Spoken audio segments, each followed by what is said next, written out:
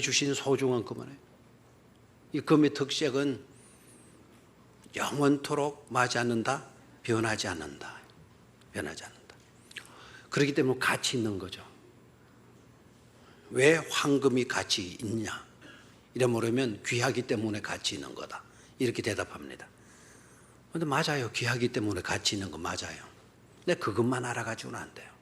왜 황금이 가치 있냐? 영원히 마지 않기 때문이다. 변하지 않기 때문이다. 여러분, 사람이 가치 있으려고 하면 영원토록 마지 말아야 돼요. 변하지 말아야 돼요. 이 변화는 변질이란 거예요. 변질되지 말아야 돼요. 가치 있는 사람이에요. 귀한 사람이에요. 하나님을 향한 믿음, 하나님을 향한 믿음, 하나님을 향한 우리의 사랑, 이것이 뭐 하지 말아야 돼요? 변하지 말아야 돼요. 그런 사람이 어떤 사람이다? 귀한 사람이다. 가치 있는 사람이다. 옷 잘 입은 사람? 아닙니다. 많이 배운 사람? 많이 배워서 귀하긴 하지만, 그러나 그 지식은 자꾸 바뀌는 거예요. 여러분 그러잖아요? 여러분 박사학위를 받고 나와 봤더니, 박사학위 받으려고 그 논문을, 정말 좋은 논문을 썼더니 박사학위 받는 그 순간에 그 논문은 구닥다리가 되어져 버렸다. 그것 가지고 어디 내놓을 데가 없다라는. 많이 배웠다 하더라도 지식의 발전 속도를 때려잡을 수가 없어요. 그래서 많이 공부한 건 공부하지 못한 것보다 훨씬 나은 일이긴 하지만, 많이 공부했다고 우리가 귀하게 되는 게 아니다, 이 말입니다. 하나님을 향한 우리의 믿음이 변질되지 않고, 하나님을 향한 우리의 믿음이 변화되지 않을 때, 불변할 때, 불변하는 신앙일 때 우리는 소중한 가치 있는 존재가 되어질 수 있다는 거. 아멘입니까? 하나님 사랑하시기를 축원합니다. 변함없이 주님의 몸된 교회를 말 수 있어야 돼요. 사랑할 수 있어야 돼요. 그래서 황금이 가치 있고 황금이 귀한 것입니다. 하나님이 주신 세 가지 금 중에 하나입니다. 두 번째, 하나님께서 우리에게 주신 금이 뭐냐? 솔트예요. 솔트. 요한이 솔트가 뭐야? 태호. 솔트가 뭐야? 잘하네. 우리 교회 청년들 대단합니다. 제가 오늘 설교하러 나오기 전에 낮에 휴대폰을 어디 던져놨다가 저녁에 찾아봤더니 카톡에 우리 교회 청년이 문자를 보내왔어요. 눈물이 찡긋했고요. 강단에 엎드리는 순간에 이 청년 생각이 많이 났어요. 오늘 저녁에 또 특송도 우리 청년들이 감당했어요. 제가 한번 읽어줄게요. 벌써 이번 주가 인도에서의 마지막 주입니다. 오늘 그동안 섬겼던 인도 현지 교회에서도 작별 인사를 하고 왔네요. 오늘은 특별히 이번 주 떠나는 사람들과 함께 특송도 했고요. 인도 성도들이 저희를 위해 기도도 해 주었습니다. 오직 청년들로만 이루어진 이 젊은 교회는 나라와 인종과 성별을 따지지 않고 모두 다 환대해 줍니다. 또한 말씀을 중심으로 모이기를 힘쓰는 자들이기도 하고요. 이런 저들을 볼 때마다 참으로 많은 은혜가 됩니다. 한국에서 저들처럼 열정적이지 못했던 것이 후회되기도 하고요. 이번 주를 마무리하고 호주로 갈 예정입니다. 항상 기도해 주시고 챙겨주심에 감사드립니다. 메르스가 한창 유행 중인데 몸 건강하시고 항상 기도하겠습니다. 누가 보낸지 모르죠? 우리 교회 성민이가 보냈어요. 인도에 가서 어느 훈련 몇 개월 동안 마치고 이제 호주로 7월 1일부로 호주로 떠나가며 사진하고도 같이 보내왔어요. 얼마나 감사한지 몰라요. 성민이도 오늘 인도 현지 교회에서 특송을 했다라는 거예요. 감사하죠? 우리 교회 청년들도 오늘 특송을 하고 감사하죠. 우리 청년들이 좋은 하나님의 일꾼 되어질 수 있기를 위해서 한 번 더 격려의 박수 해주시기를 바라요. 세계 각처에서 좀 우리 청년들이 흩어져 있고, 제가 미국에 가도 전할 때가 있고, 영국에 가도 전할 때가 있고, 독일에 가도 전할 때가 있고, 불란서 가서 전할 때가 꼭 있어질 수 있도록 알겠습니까? 자체 우리 젊은이들이 뻗어나갔으면 좋겠어. 두 번째, 하나님께서 주신 금이 뭐냐? 뭐라고요? salt, 소금이에요. 소금. 소금 귀해요, 안 귀해요? 귀하죠. 썩음을 방지하고 온갖 음식들의 맛을 주는 것이 소금이에요. 사람은 소금의 양이 부족하면 사람 구실을 못해요. 제가 양봉을 좀 해봤는데 양봉도 일마들이요, 소금기가 떨어지면 일을 안 하더라고. 근데 소금기를 먹여주면, 설탕에다가 소금을 녹여가지고 먹여주면 얼마나 이놈들이 생동감이 도는지 그냥 주인도 몰라보고 막 싸제키고 막 일량이 엄청나게 많아져요. 일량이. 그래서 게으르는 벌들이 있다면, 꿀을 제대로 못 들이지 못하는 벌들이 있다면 소금을 먹입니다. 이 양봉가들만 하는 비밀이에요, 비밀. 먹여놓으면 일을 잘해요, 못해요? 잘해요. 주님께서는 우리에게 말씀하셨죠. 너희는 세상이 뭐라고? 세상이 빛이고 너희는 세상이 뭐라고? 소금이라고. 빛이 되라고, 소금이 되라고 설교하면 주님의 말씀을 왜곡한 겁니다. 우리는 이미 뭡니까? 빛이고 우리는 이미 뭡니까? 소금입니다. 너희는 세상의 빛이 되라, 너희는 세상의 소금이 되라고 주님께서 그렇게 말씀하시지 않았어요? 너희는 세상의 뭐다?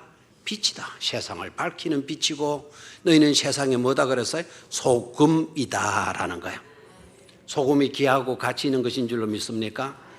소금을 요새는 자꾸 먹지 말라 그러는데요, 소금은 먹어야 돼요. 안 먹으면 죽습니다. 소금에 들어가지 아니하는 음식은 맛이 없습니다. 여러분 병 걸려봐요. 병 걸려봐요. 위장병 걸려봐요. 의사가 매운 거 먹지 말고 만 거 먹지 마라, 짠 거 먹지 마라, 그래가지고는 반찬에도요 소금 하나도 안 들어가요. 국에도 소금 하나도 안 들어가요.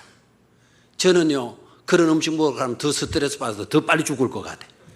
그래서 저 수술 받고 난 뒤에 제발 내 죽어도 좋으니까 제대로 된 음식 좀 한번 좀 먹자.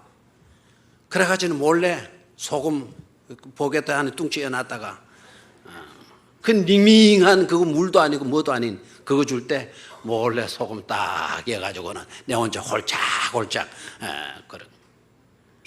여러분 감자 삶을 때도요 그냥 삶으면 안 돼요. 감자 삶을 때도 몰래 설탕도 약간 넣으면 좋지만 설탕을 못 넣더라도 뭐는 넣어라. 몰래 소금은 갖다 살짝 넣어놔야 칭찬을 듣는다니까. 이 주부들 너무나 무식해가지고 말해요. 그냥 막 삶아내면 음식이 되는 줄 알아. 그렇게 백날 삶아내면 그 감자 맛있게 먹어주는 사람 없어요. 약간 몰래 소금을 많이 뿌리면 안 되죠. 탄로나니까. 약간만, 요건 느끼지 못할 정도로 약간만 뿌려주면 감자 기통차게 만졌다. 오늘 감자 기통차게 잘 삶았다. 이렇게 나오는 거죠. 소금은 우리의 삶에 있어서 없어서는 안 될 소중한 것인 줄로 믿습니까? 사실은요 황금은 가지지 못해도 소금은 먹어야 돼요. 그만큼 귀한 것이 소금이 하나님이 주신 두 번째 금이에요. 세 번째 금이 뭐냐? 세 번째 금, 이것 알면 제가 오늘 커피 5잔 살게요. 세 번째 금이 뭘까요? 너무 많아가지고 안 살랍니다. 이거 큰일 나겠어요 이게. 난 모를 줄 알았는데. 영어로는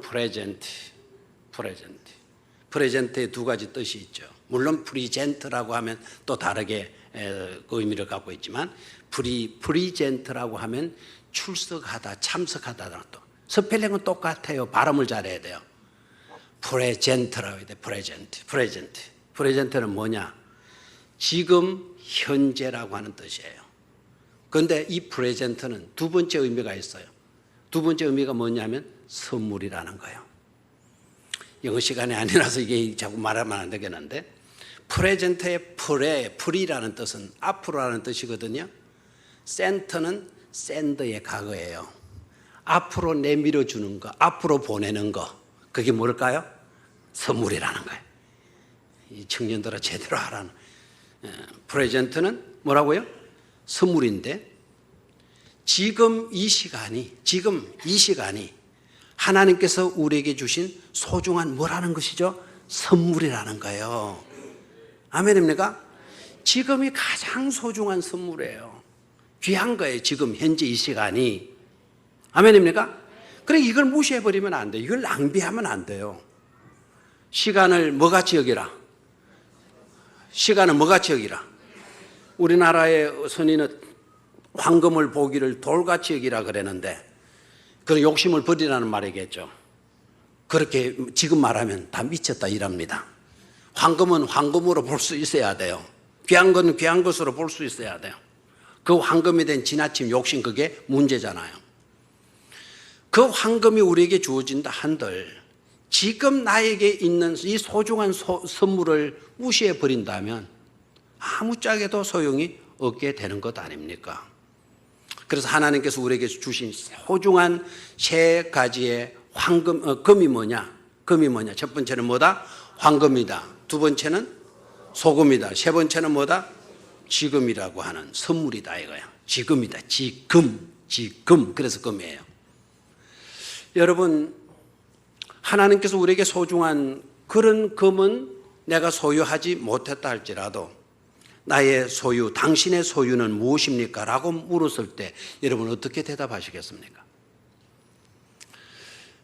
오늘 읽었던 본문 말씀 여러분 유의해서 읽었는지 모르겠지만 오늘 본문을 읽는 가운데 저는 엄청난 충격을 받았어요.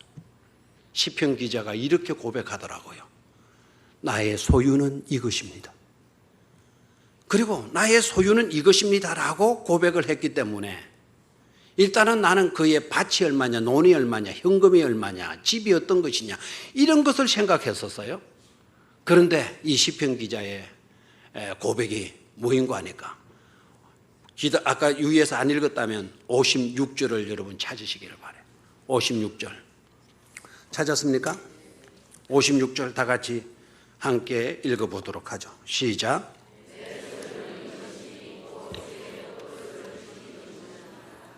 좀 특이하게 느껴지지 않습니까? 한번 다시 읽어보도록 할까요? 내 소유는 이것이니 곧 주의 법도들을 지킨 것이니이다. 이거 감이 별로 안 오는 것 같아요. 목사님, 저는 이런 소유 싫어요. 오로지 아까 말했던 그거 중에 하나 황금 좀 있게 해 주십시오. 이런 것에 사로잡히는 것 같아요. 다시 한번 56절 시작. 내 소유는 이것이니 곧 주의 법도들을 지킨 것이니이다. 다시 한번 시작. 내 소유는 이것이니 곧 주의 법도들을 지킨 것이니이다. 아멘. 자, 이걸 연결을 지었어요. 연결을 지어가지고 우리가 읽었기 때문에 내 소유는 이것이니 이렇게 읽혀졌네요. 이것을 좀 나누어서 문장을 나누어서 한번 생각해 볼까요? 내 소유는 이것입니다. 맞습니까? 내 소유는 이것입니다. 이것이 뭔고 하니까 주의 법도들을 만 것입니다. 지킨 것입니다. 라고 하는 것이에요. 내 소유는 이것입니다. 내가 주의 법도를 만 것이다고요? 지킨 것입니다. 즉 말하자면 하나님의 말씀대로 산 것, 하나님의 말씀대로 따른 것, 하나님의 말씀 붙들고 산 것, 지킨 것, 이것이 나의 삶의 뭐라고요? 소유다라는 거예요. 놀랍잖아요? 오늘 설교를 이렇게 해서 마쳐도 괜찮을 것 같아요. 나의 소유는 무엇입니까? 여러분이 내놓을 만한 소유가 뭡니까? 오늘 시편 기자처럼 이렇게 고백할 수 있겠습니까? 내 소유는 이것이라고. 하나님의 말씀 붙들고 하나님의 말씀대로 살아온 것. 이것이 저의 소유입니다. 눈물 나도록 감격적인 일에 이렇게 멋질 수가 있나? 이렇게 아름다울 수가 있나? 그것을 자신의 소유라고 여기고 그렇게 믿고 고백하는 이 시편 기자, 정말 우리가 본받아야 될 신앙적 우리의 소중한 멘토가 아니겠는가? 내 곁에 두고 싶은, 그래서 언제라도 이 시편 기자와 대화하고 싶은 그런 멘토이고 있지 않느냐 이거예요. 오늘 저와 여러분들의 고백도 이와 같은 믿음의 수준으로 나아갈 수 있게 되기를 주의 이름으로 축원합니다. 자, 그러면 시편 기자의 상황을 한번 보죠. 어떻게 그가 내 소유는 이것입니다. 주의 말씀 붙들고 살아온 것, 이게 내 소유입니다. 이렇게 고백할 수 있었나? 일단은 이 시편 119편은요, 성경 가운데 가장 짧은 장이다, 긴 장이다? 가장 긴 장이에요. 어떤 사람, 좀 성질이 급한 사람은 시편 119편을 읽는데 일주일 걸렸다 그래요. 성질이 급해가지고 며칠 있다가 그만 또 덮고 이러는 사람은 일주일 가서야 시편 119편을 다 읽을 수 있다는 거예요. 여러분, 성경 읽을 때 긴 게 좋아요, 짧은 게 좋아요? 빨리 말해놔서요. 긴 게 좋아요, 짧은 거는? 설교가 긴 게 좋아요, 짧은 게 좋아요? 제 눈치도 없게 그냥. 여러분들은 좀 그래도 눈치가 좀 있어야 될 거 아니에요. 설교는 긴 게 좋아요, 짧은 게 좋아요?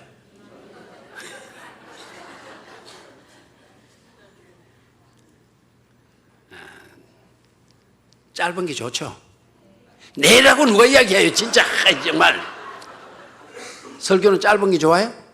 아니요, 좀 이래줘요. 마음은 안 그렇더라도.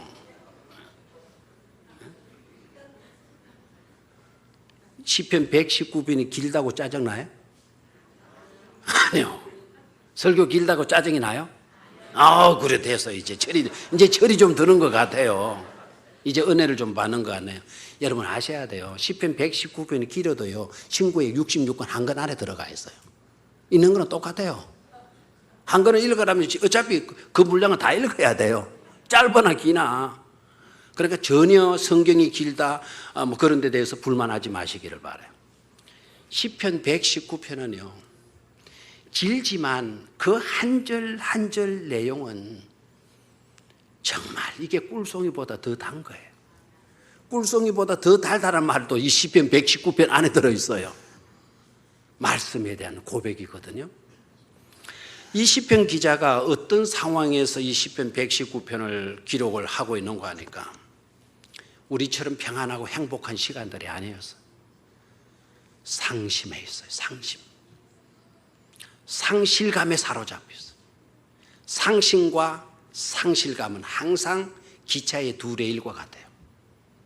우리가 상심하게 되면 반드시 한 레일이 따라와요. 상실감에 빠지게 된다라는 거예요. 내가 상실감에 빠졌다 하게 되면 그 사람은 상심한 마음, 이미 마음이 상해 있다라는 거예요.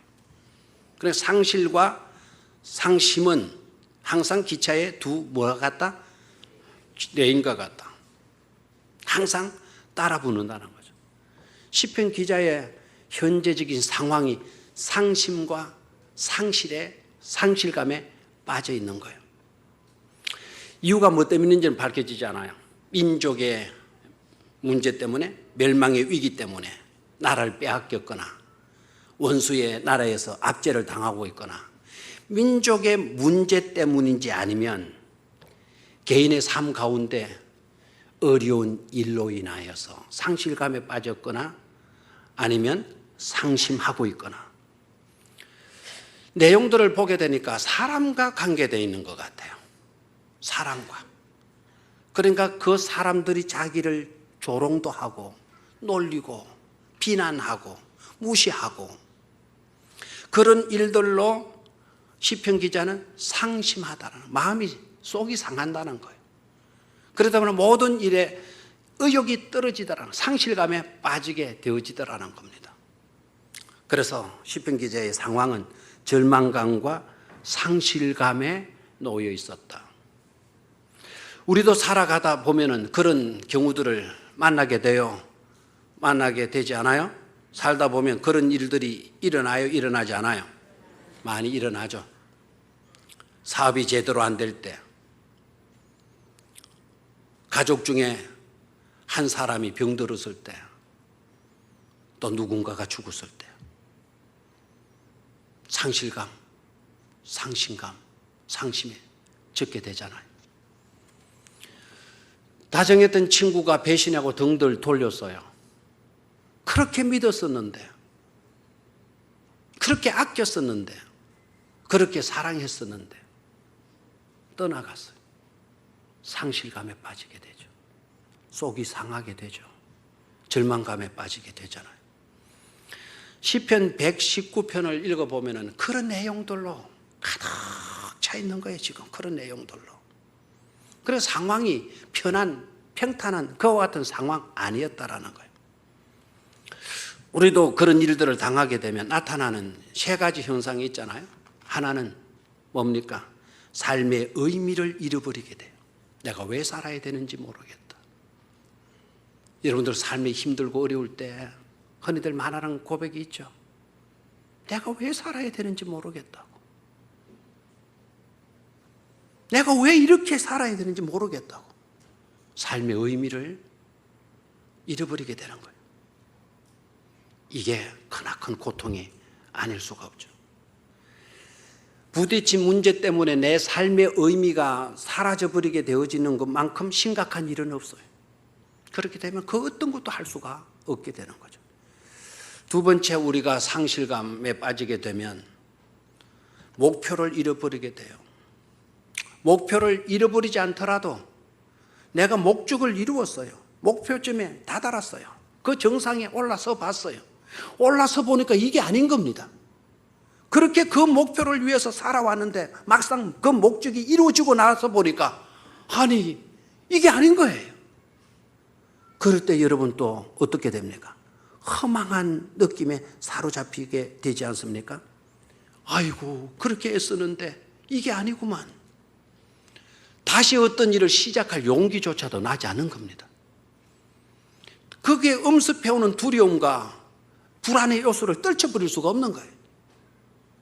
그래서 술로 아편으로 나아가게 되고 극단적인 것에서는 자기의 의지도 간추하지 못하게 되는 우울감, 조울증에 빠지게 되는 것 아닙니까? 메솔로는요, 사람에게는 5가지 욕구가 있다 그래요. 기본적인 추구하는 누구이든지 간에 이 욕구들은 다 가지고 있다 그래요. 첫 번째 욕구는 생리적인 욕구죠. 배고프면 먹고 싶은 거예요. 맨날 동안 잠 못 자면 자고 싶은 욕구, 먹고 싶은 욕구. 이 생리적인 욕구가 있다는 거예요. 두 번째, 메슬로가 주장하는 그 욕구 중에는 이 생리적인 욕구가 이루어지게 되면 두 번째는 안전의 욕구가 일어나게 된다는 그 안전. 먹고 살기 좋으니까 이제 그것은 걱정이 없으니까 어떻게 하면 안전된 삶을 살 수 있을까? 불안한 시대에서 어떻게 하면 안정된 삶을 살 수 있을까? 그래서 안전에 대한 욕구가 일어나게 된다는 거예요. 안전에 대한 욕구가 이루어지게 되면 내가 편안한데 이제 아무런 염려가 없는데 외로운 거예요. 그래서 소속의 욕구, 어딘가 소속되고 싶어 하는 욕구. 내가 나타나게 되면 누군가가 나를 품어주고 알아주고 인정해주고 받아들이는 그런 곳이 필요하다. 그런 것에 대한 욕구가 일어나게 된다라는 거죠. 그런 욕구도 충족이 되어지게 되면 단순히 내가 이제 갈 수 있고 속할 수 있고 나를 받아주는 그런 곳이 있으면 이제 다 족하냐? 그렇지 않다라는 거예요. 내가 소속될 수 있는 어떤 그런 곳이 있다고 한다면 그 속에 들어가서 그 사람들로부터 인정받고 싶고 존중받고 싶어하는 욕구가 일어난다는 거예요. 그래서 명예를 추구하게 돼요. 감투를 쓰려고 하는 거예요. 감투 너무 좋아하지 마세요. 그야말로 감투입니다. 감투가 몰라요? 모르면 놔두십시오. 감투 뒤집어져. 그래서 반장이라도 통장이라도 좀 해야 돼요. 안 하면은 내 삶의 의미가 없어지는 거예요. 학교에 가면 그 뭐라 그러나요? 분단장이라 그럽니까? 분단장이라도 해야 돼. 안 하면 내 자신이 의미가 없어지는 거예요. 존중받고 싶어하는 그와의 같은 욕구가 있더라는 거예요. 자, 그것까지도 이루어졌어요? 그러면 뭐가 있느냐? 자, 실현의 욕구가 일어난다는 거예요. 제가 이걸 순차적으로 이야기를 했지만 모든 인간 속에는 이와 같은 5가지 뭐가 있다? 욕구가 있다. 제가 이걸 우리 코칭에서 가르쳤어요. 그래서 코칭에서는 이 메슬로는 5가지 욕구가 있다고 생각하지만 저는 한 가지를 덧붙였어요. 모든 인간들에게는 영적인 욕구가 있다라는 거예요. 뭐가 있다? 영적인 욕구. 절대자를 찾는, 절대자로 채워지지 않으면 삶이 허무해질 수밖에 없는 그 욕구가 우리 인간 속에는 들어가 있다. 다시 말하면 우리가 목표를 상실하게 되어질 때는 이와 같은 모든 욕구들이 다 뭐 하게 된다? 다 소용이 없어져 버린다는, 그런 욕구들이 사라져 버리는 거예요. 그럼 어떻게 합니까? 살아있으나 산 것이 아닙니다. 살아있다고 하지만 그 사람은 식물 인간이나 다를 바가 없는 그런 존재가 되어줄 수밖에 없다라는 거예요. 자, 시편 기자가 지금 놓인 상황이 이와 같은 상황이라는 거예요. 그와 같은 상황 속에서 시편 기자가 그럼에도 불구하고 식물 인간으로 주저앉지 않고, 그럼에도 불구하고 담대하게 분명한 의지로 고백하는 고백의 내용의 말씀이 뭡니까? 나는 삶의 의미를 잃어버렸어. 내 주변에는 조롱하는 사람, 무시하는 사람, 없지 여기는 사람, 네 인생은 잘못된 인생이야, 잘못된 삶이야, 네가 행한 모든 것들은 헛것이야, 너는 헛된 삶을 살았어. 막 주변에 이렇게 손가락질하는 그와 같은 상황 속에 있는데도 불구하고 식물인간으로 그가 서 있지 않아요. 상실감과 절망감에 빠져가지고, 그래, 내 인생은 잘못 살았어, 나는 헛된 인생을 살았어, 나라야말로 비참한 존재야, 이렇게 탄식하는 고백을 하고 있는 것이 아니라, 당신의 소유가 무엇입니까? 나의 소유는 이것입니다. 나의 소유는 주의 말씀을 붙들고 주의 법도를 지키며 살아온 이것이 나의 뭐라고요? 소유입니다 라는 거예요. 세상적으로 볼 때는 하나도 내가 이룬 것이 없어, 가진 것도 없어, 그 어떤 것도 나에게 기대할 것도 없어요. 그런데도 불구하고 자기는 하나님 앞에서 말씀 붙들고 말씀 따라 산 이것이 바로 나에게 주어진 뭐라고요? 소유를 다른 말로 말하면 재산이라는 것 아닙니까? 나는 우리 이렇게 말하면 아멘 안 할 줄 알았어요. 이렇게 말하면 꼭 저는 어떤 생각이 들었냐면, 목사님, 난 그런 고상한 소리 듣기 싫어요. 저의 재물은 어때까지 논 밭대기 그건 100평, 200평, 1000평 이거 원하지. 나는 부동산 그거 몇 평 그거 원하지. 아파트 몇 평짜리 원하지.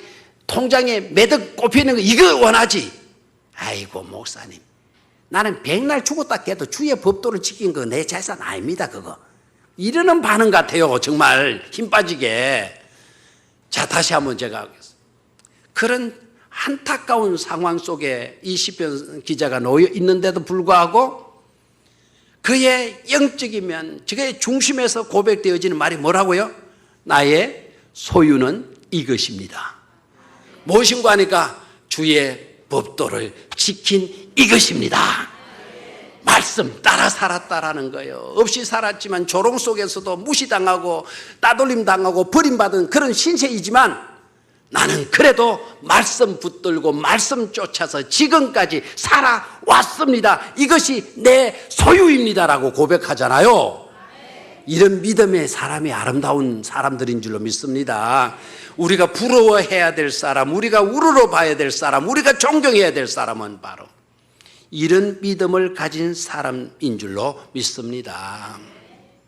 그런 은혜가 우리에게도 임하게 되어져서 우리도 언젠가는 이 세상 떠날 때, 아니면 살아있을 때, 지금 이 시간에도 이 설교를 듣고 난 뒤에 누군가가 찾아와 가지고 당신은 뭐 때문에 삽니까?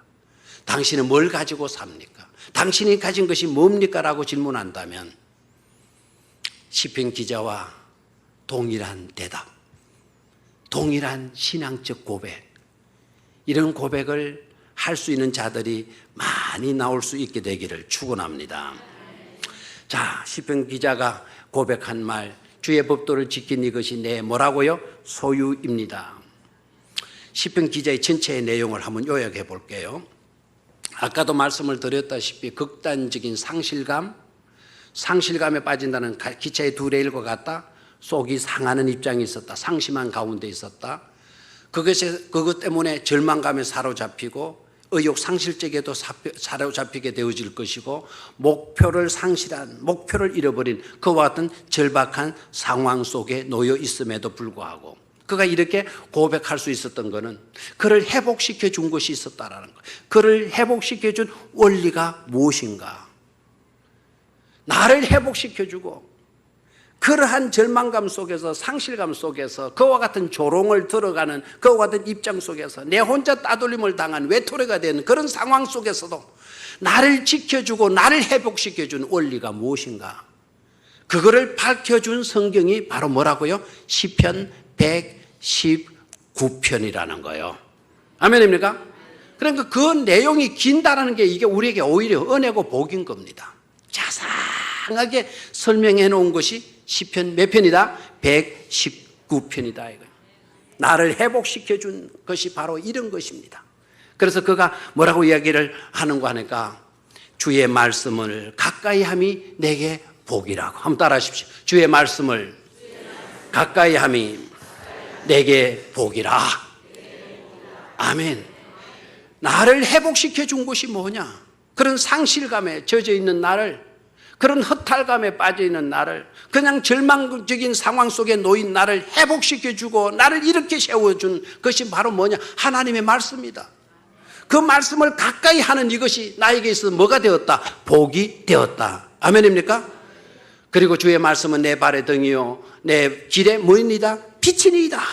하나님의 말씀이 나에게 내비게이션이 되어 줬다라는 거예요. 친절한 아가씨가 되어 줬다는 거예요. 우리 정자는 마시고 오주에 했습니까? 친절한 아가씨. 왜 아가씨냐?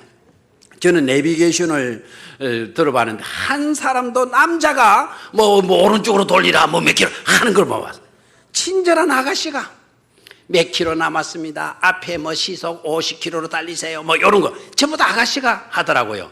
어떤 아가씨는 되게 진짜 말투가 나쁜 아가씨도 있더라고요. 제가 놀랐습니다. 우리 교회 어느 분 그 차를 타는데 아이고 아저씨 성질도 급하네요. 막 이런 식으로. 그리고 부르기로 팍 잡아놓은 모양이에요. 그러니까 내비게이션에 그 아가씨가 왜 성질이 그렇게 급하냐고. 그런가. 뭐 그렇게 하면서 투명스럽게 경장도 뭐 부산 뭡니까? 부산 무슨 그 자갈치 시장 아줌마처럼 그렇게 말을. 아이고 성질도 급하네요. 뭐 이런 식으로. 어떤 아가씨들은 아주 예쁜 톤으로 지금 몇 킬로 남았는데 뭐 이렇게 해요. 하나님의 말씀은 그 아름다운 목소리를 가진 내비게이션의 아가씨보다도 더 정확하게, 더 친절하게, 더 분명하게 내 삶을 이끌어 주시더라 이겁니다. 주의 말씀은 내 발의 등이요 내 길의 빛이니이다. 말씀 따라 살게 되니까 어떤 상황 속에 있더라도 내가 실족하지 않게 되어지더라 이겁니다. 또한 그는 뭐라고 이야기를 하고 있는 거니까 주여 나의 눈을 열어주셔서 그 말씀을 보게 하시고 그 말씀을 듣게 하시고 그 말씀을 깨닫게 하여 주시옵소서. 이 말씀이 나의 즐거움이 되었습니다 라는 거예요. 하나님의 말씀을 읽으면 졸립고 피곤하고 그런 것이 아닙니다. 제발 우리 교인들은 잠 안 온다 그럴 때 그때 우리 옛날 그 근사님 참 얼마나 고마우신 분인지 얼마나 또 답답한지 모르겠어. 어느 가정을 신방했는데 그 가정 부인께서 그 집사님께서 아이고 목사님 요새는 잠이 안 와가지고 미치겠어요. 그러니까 그 근사님이 대뜸 제가 말하기도 전에 대뜸 하는 말이 아이고 그래요? 그러면 성경을 많이 읽으세요. 성경을 읽게 되면 잠 잘 오게 될 겁니다. 아이고 그러고 나는데 제가 얼마나 당황해야 하고 했는지 몰라요. 여러분 성경을 읽으면 잠이 잘 옵니까? 성경은 잠 오게 하는 약입니까? 성경은 수면제가 아닙니다. 성경을 읽으면 오던 잠도 싹 달아나야지. 너무 좋아가지고. 시편 기자는 뭐라고 해요? 주의 말씀은 나의 즐거움입니다. 그 말씀을 듣고 그 말씀을 읽고 그 말씀을 깨닫게 되어질 수 있도록 해 주십시오. 내 눈을 열어주십시오. 왜 그런가 하니까 주의 말씀은 나에게 있어 뭐가 되기 때문이다. 즐거움이 되기 때문이다 라는 거예요. 여러분도 그런 은혜가 있게 되기를 축원합니다. 그러면 말씀이 이 시편 기자에게 준 영향력이 무엇인가?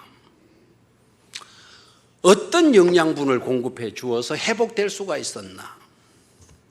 말씀을 읽는 가운데요, 여러분 지금부터 말씀을 좀 많이 읽으시기를 바라요.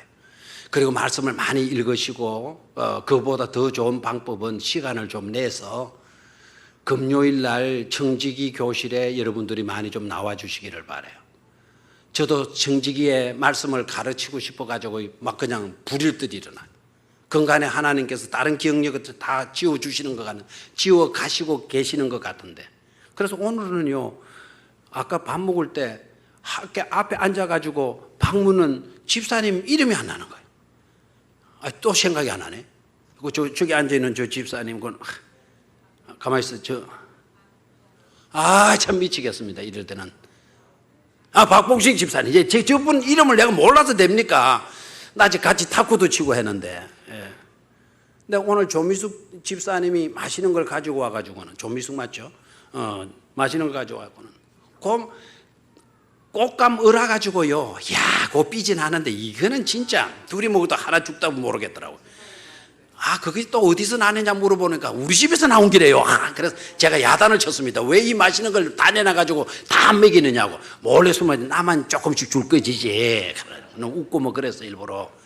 그 하나 남아있는 곶감을 사람은 6인가 둘러 앉아있는데 저한테도 묵어보라 소리 안 하고 옆에 있는 장로님들은 물어보라 소리 안 하고 박봉식 집사님한테 묵어보라고 하라 그러는데 박봉식은 부끄러워서 안 하라는 거예요. 셈이 났어요, 셈이. 그래, 와, 나한테는 안 주고 박 집사님은 주냐? 그러니까 가만히 생각하니까 조미숙 집사님의 남편이 박용우거든, 박용우. 그래, 박씨니까 같은 종치 찾아가지고 준 것 같아. 박봉식 집사님 이름도 아직 생각이 안 나. 저녁 시간에 생각이 안 나. 근데 감사하게도 하나님의 말씀을 읽는 데는 영감을 넘치도록 주시는 거예요. 금요일 날 이걸 써먹어야 되겠는데 써먹을 시간이 언제 있냐? 금요일 날이에요. 금요일 날. 그래, 금요일 날 나오세요. 아마 공부하시는 분들은 어떤 느낌으로 받는지 모르겠지. 제가 눈으로 읽을 수 있거든요. 행복해 하시는 것 같아요. 저도 행복하고요. 그리고 그걸 다 기록할 수가 없어가지고 그게 안타까울 때가 많아요. 근데 놀라운 거는 그 순간을 또 넘기면 또 그게 생각이 안 나요. 한참 동안 묵상해야만이 생각이 떠올라요. 자, 말씀을 읽을 때 어떤 것이 있냐? 말씀을 읽는다는 게 얼마나 중요한 거냐? 상실감에 빠지고 절망감에 빠지고 약간 의욕상실증에 빠지게 되죠. 모든 욕구 하기 싫어질 때, 그럴 때일수록 우리는 말씀을 펴야 된다 이거예요. 잠을 못 자가지고 잠자기 위해서 성경을 펴는 것이 아니고 내가 생기를 얻고 비전을 얻고 의욕상실증에서 다시 의욕을 가진 열정적인 사람이 되기 위해서 우리는 뭘 펴야 돼요? 하나님의 말씀을 펴고 말씀을 읽을 수 있어야 된다 이 말입니다. 왜 읽어야 되느냐? 하나님의 말씀을 읽는 가운데, 읽는 것이 왜 중요하냐? 하나님의 말씀을 읽는 가운데 자신과 하나님과의 관계를 확인할 수가 있는 것입니다. 아멘입니까? 오늘 49절을 한번 다시 읽어보죠. 49절 시작. 주의 종에게 하신 말씀을 기억하소서. 주께서 내게 소망을 가지게 하셨나이다. 아멘입니까? 여러분, 여기에서 혼자 읽을 때는 주의 종에게 하신 말씀을 기억하소서, 이 말씀이 대수롭게 여기지 않을 수 있어요. 그런데 저에게는 주의 종에게라고 하는 이 말 한마디가 와서 꽉 닿게 되어졌어요. 지금 이 시편 기자는 상실증, 상심에 빠져 있는 절망적 상황 속에 놓여 있는 겁니다. 그럼에도 불구하고 시편 기자는 하나님의 말씀을 붙들고 있는 거예요.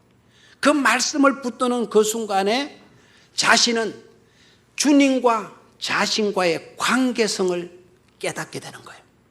주의 종에게. 아멘입니까? 나는 주님께로는 나는 버림받지 않았다. 나는 주님께 속한 주님의 뭐라고요? 종이다. 이 말은 나는 하나님께 속하 있는 하나님의 자녀다라는 거예요. 아멘입니까? 모든 것이 무너졌어요. 모든 것이 떠나갔어요. 모든 자들이 나를 조롱하고 있어요. 손가락질을 하고 있어요. 그런 가정 속에서도 나는 주의 종이라는 이 점에 있어서는 시편 기자는 주저하지 않고 있다라는 거예요. 말씀을 읽는 가운데 하나님과 자신과의 관계는 변함이 없다라는 것을 시편 기자는 깨닫게 되어진 것이죠. 아멘입니까? 문제를 보니까 내가 버려진 것 같아요. 문제를 보니까 내게서 모든 것이 떠나간 것 같아요.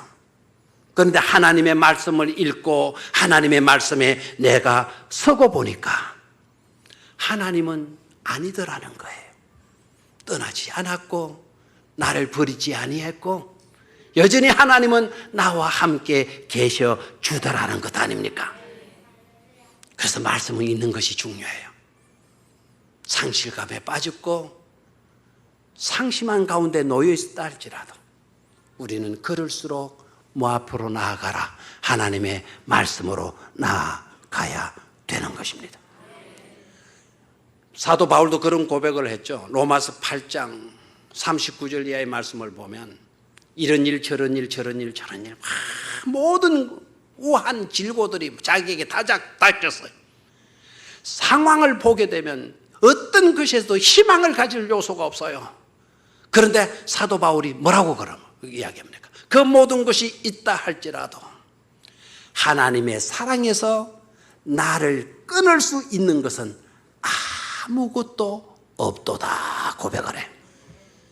모든 상황이 불리해요. 모두가 나를 버렸어요. 나에게 어떤 털끌만한 희망도 보이지를 않아요.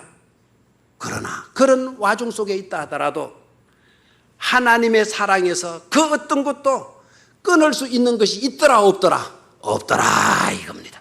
내가 하나님을 사랑하는 열정이 있기 때문이 아닙니다. 내가 어떤 형편에 놓였다 하더라도 하나님의 사랑은 변함이 없기 때문이라는 사실이에요. 그걸 깨닫기를 축원합니다.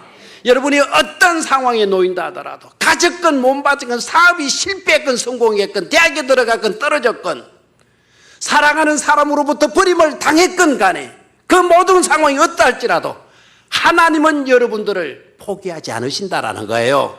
하나님의 사랑에서 끊을 수 있는 것들은 있다 없다? 아무것도 없다라는 겁니다. 아무것도 없다. 말씀 가운데 놓이게 될 때 내가 회복될 수가 있는 거죠. 일어설 수가 있는 겁니다. 두 번째로 하나님의 말씀을 읽는 것이 왜 중요하냐? 언약의 말씀들을 생각하게 되게 돼요. 뭐가 생각나게 된다? 언약의 말씀들을 생각하게 되는 거예요. 저를 봐요. 세상 속에 세상 말들을 듣다 보니까 세상에 대한 믿음만 생기는 거예요. 여러분, 세상 말들이 여러분들에게 뭘 심어줍니까? 세상 말들이 여러분들에게 어떤 것으로 위로합니까? 오늘 위로받았습니까? 세상 말로 인하여서. 그 위로의 말이 내일까지 이루어질 줄 압니까? 연속될 줄 압니까? 1년, 2년, 5년, 10년은 가능할 수 있어요. 그런데 그 사람으로 말미암아 주어진 위로의 말이 여러분 죽을 때까지 갈 수 있으리라고 생각을 해요? 절대로 아닙니다. 세상 말 속에는 여러분 우리가 위로를 받을 수가 없어요. 세상 말 들어가지고 내가 살게 되었다? 그 사람 내일 모레 또 다시 자질에 빠질 사람이에요. 안 그렇습니까? 세상 사람들이 나를 알아줘. 야, 막 나를 훌륭하다 그래. 그래서 나 힘난다? 언제까지 갑니까? 여러분, 연예인들이 그렇게 인기를 독차지해도 몇 년 못 가요. 조금만 실수하면 다 손가락질해요. 운동선수가 막 그렇게 인기를, 박지성이 어쩌고 저쩌고, 이승엽이가 어쩌고 저쩌고. 만약에 이승엽이가 내년에 가서 안타를 하나도 못 쳤다, 이 죽일 이승엽이 익합니다. 사람들이다. 무슨 세상의 말에 위로를 얻습니까? 여러분, 세상의 말 위로 들으려고 하지 마세요. 하나님의 말씀을 듣고 하나님의 말씀 앞에 서고 하나님의 말씀을 읽고 하나님의 말씀을 묵상하니까 하나님의 언약이 떠오르는 거예요. 하나님은 약속을 하시는 분이시고 약속을 하셨다면 이루시는 분이시고 반드시 약속을 성취하셔서 우리 인간의 입에서 하나님께 감사하다고 고백이 나올 수 있도록 만들어주시는 하나님이시라는 것을 깨닫기를 축원합니다. 하나님의 말씀을 들을 때, 하나님의 언약의 말씀이 내게 주어질 때 그 말씀을 자꾸 듣다 보니까 이제는 약속에 대한 뭐가 생기는 거죠? 믿음은 뭐에서 난다? 들음에서 난다. 하나님의 약속의 말씀을 자꾸 듣다 보니까 하나님의 약속에 대한 뭐가 있게 된다? 믿음이 있게 된다라는 것 아닙니까? 세상 말들에서는 내가 시리에 빠졌어요. 허스탈감과 상실감에 빠졌어요. 그러나 하나님의 약속을 자꾸 내가 읽고 묵상하고 그 말씀 앞에 서고 하다 보니까 그 약속에 대한 뭐가 생겨지게 되더라? 믿음이 생겨지게 되더라. 아멘입니까? 그러다 보니까 내가 생기를 얻고 내가 회복될 수가 있는 것이죠. 시간이 없기 때문에 말씀을 줄입시다.